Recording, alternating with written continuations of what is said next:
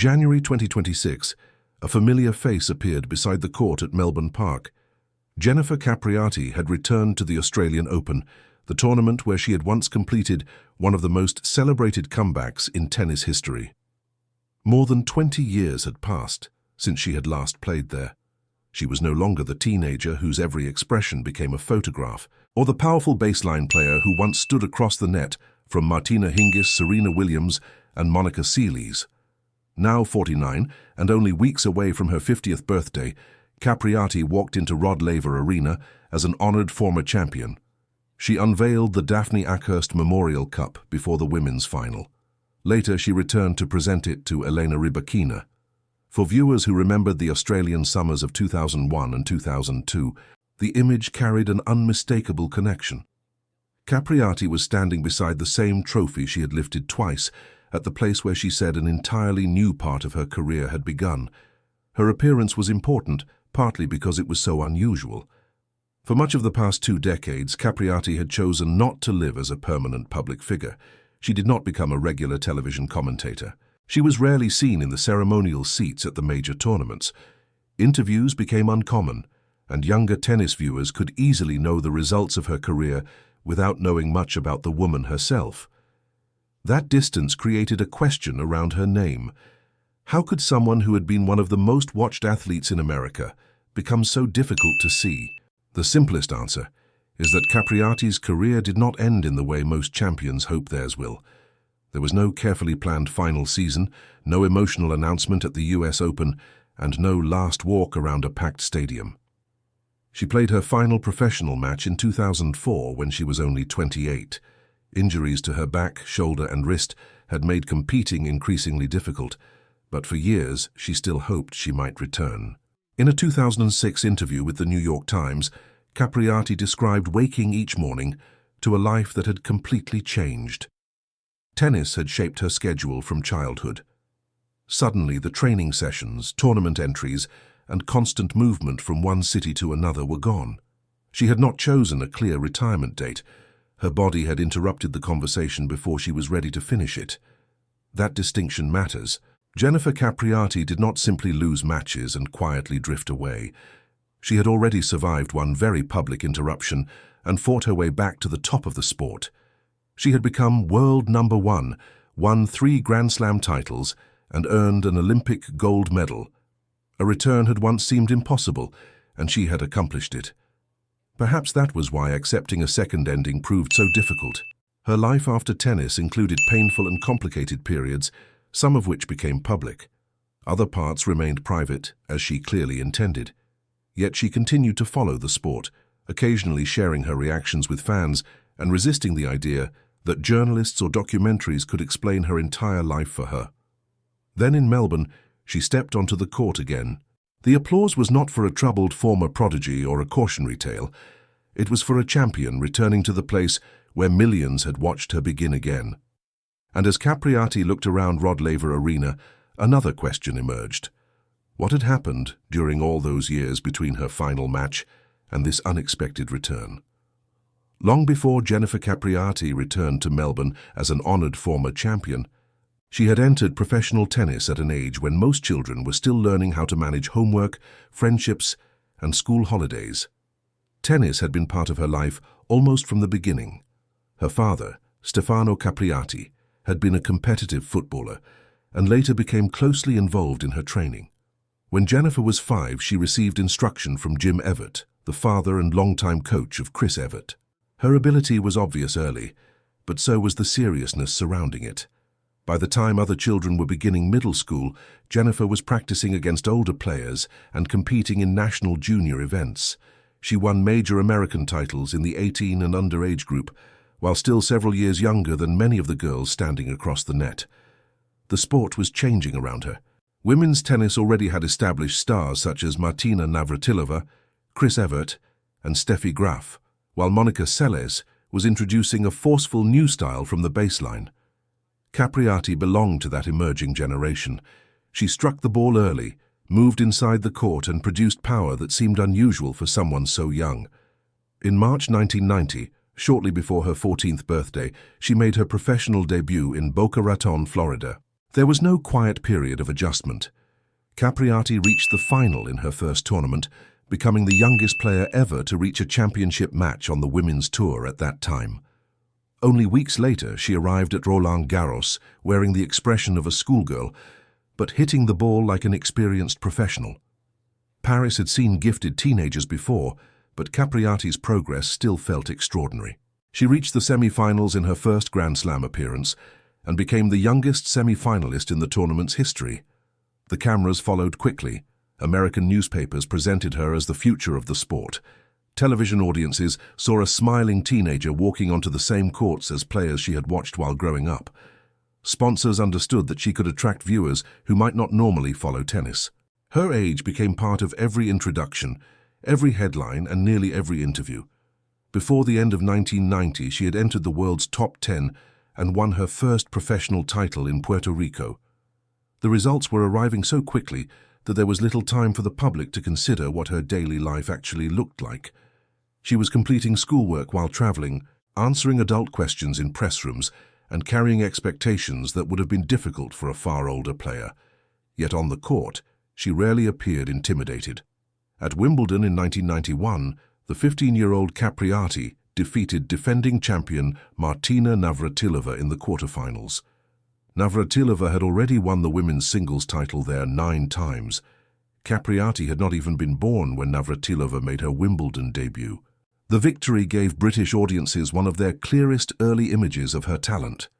The teenager controlling rallies from the baseline, while one of the greatest grass-court players in history searched for a way back into the match.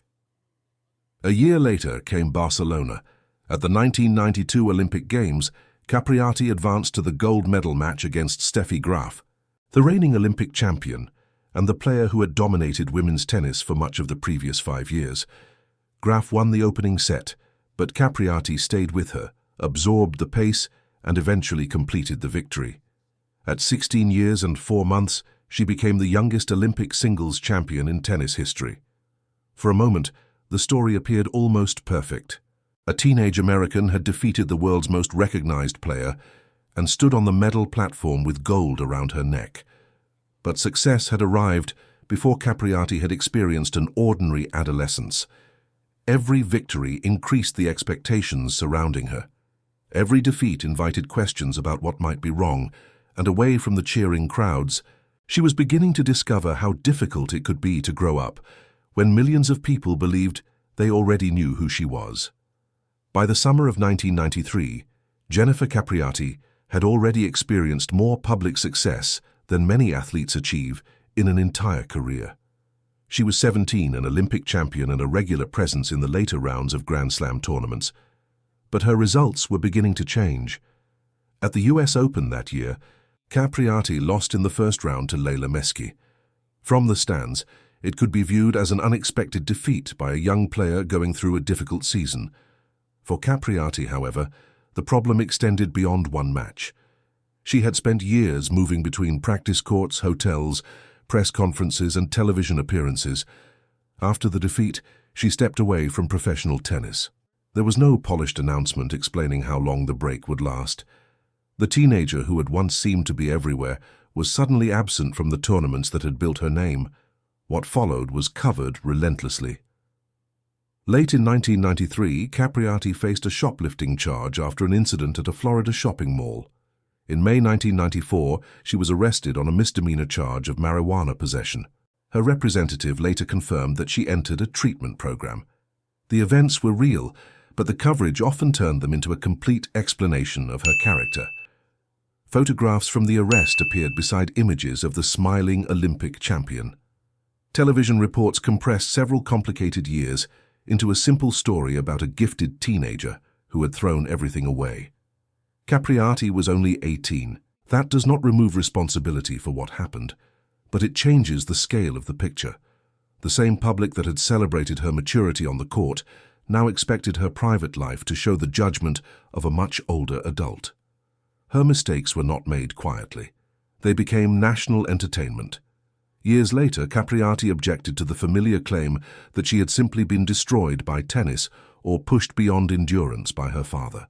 She defended Stefano Capriati as a loving and supportive parent, and argued that the media's treatment of her had played an important role in why she no longer wanted to compete. Her own account makes this period more complicated than the version repeated in many profiles.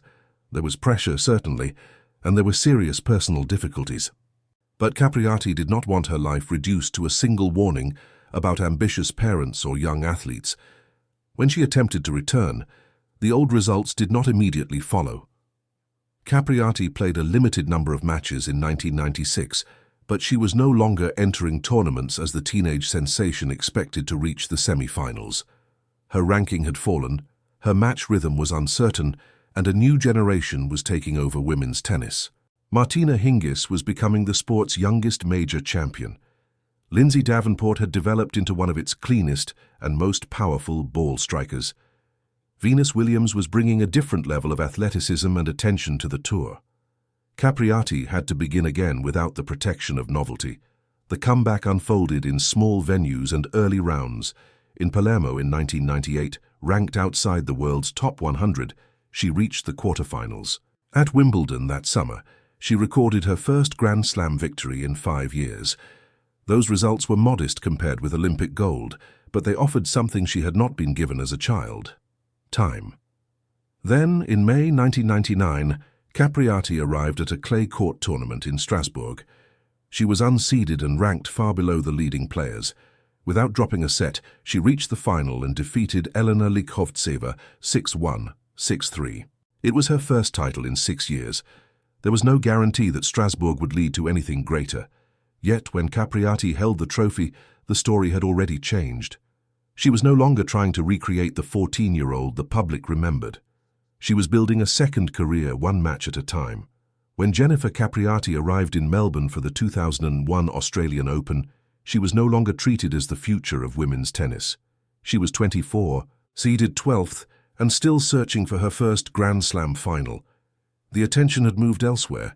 Martina Hingis was the world number 1. Lindsay Davenport remained one of the tour's most powerful players. Monica Seles was still a major threat, while Venus and Serena Williams had changed the speed and physical presence of the women's game. Capriati entered that field, carrying a history everyone knew. What no one could predict was how completely she was about to change it. In the quarterfinals, she faced Seles, another former teenage champion whose career had taken an unexpected path. Capriati won in straight sets. Then came Davenport, the defending Australian Open champion and world number 2. Capriati defeated her without losing a set as well. The final placed her across the net from Hingis. Their contrast was easy to see. Hingis constructed points with anticipation, touch and changes of direction. Capriati attacked from the baseline, taking the ball early and driving it with force from both sides. Hingis had already collected 5 Grand Slam singles titles. Capriati was still trying to win her first. On January 27, 2001, Capriati defeated her 6-4, 6-3. The match lasted just over an hour. When Hingis sent the final ball long, Capriati dropped her racket, covered her face and knelt on the court. 11 years had passed since the 14-year-old American first reached a Grand Slam semi-final. Now she was finally a major champion. The victory did more than add a trophy to her record. It changed the way the public described her. The arrests and lost seasons no longer formed the final paragraph. For the first time, her return had become larger than her disappearance. 4 months later, Capriati reached the final at Roland Garros. She had already defeated Serena Williams and Hingis, but the championship match against 18-year-old Kim Clijsters became a far more difficult test. Clijsters won the opening set 6-1. Capriati responded by taking the second, but the final set continued without a tiebreak. Neither player could create lasting separation. Games passed, the afternoon stretched on, and the score reached 10-10. Capriati eventually won 12-10, completing one of the longest women's championship matches in Roland Garros history. She had now captured the first 2 Grand Slam tournaments of 2001. Do you remember watching Capriati's comeback that year, and when you first began to believe she might reach the top again? That autumn she did exactly that. Capriati became the world's number 1 ranked player for the first time. The teenager once introduced almost entirely by her age was now leading the sport as an adult. Her most dramatic victory, however, was still ahead. In the 2002 Australian Open final, Capriati again met Hingis. This time, the Melbourne heat was severe, and Hingis controlled much of the match. Capriati lost the opening set and fell behind 4-0 in the second. She faced 4 championship points. Each time, she survived. Capriati forced a tiebreak, won it 9-7, and then took the final set 6-2. After nearly 2.5 hours, she had defended her title in conditions that left both players visibly exhausted. She now owned 3 Grand Slam championships and had spent years disproving the assumption that her finest tennis belonged to adolescence. But the effort required to stay among the best was accumulating inside her body. The powerful strokes that had rebuilt her career placed constant demands on her back, shoulder, and wrist. The trophies were still visible. The physical cost was becoming harder to hide.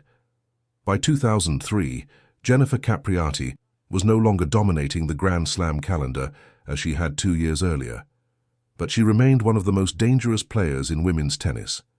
She could still trade powerful ground strokes with Serena Williams, challenge the younger players entering the tour, and reach the final weekends of major tournaments.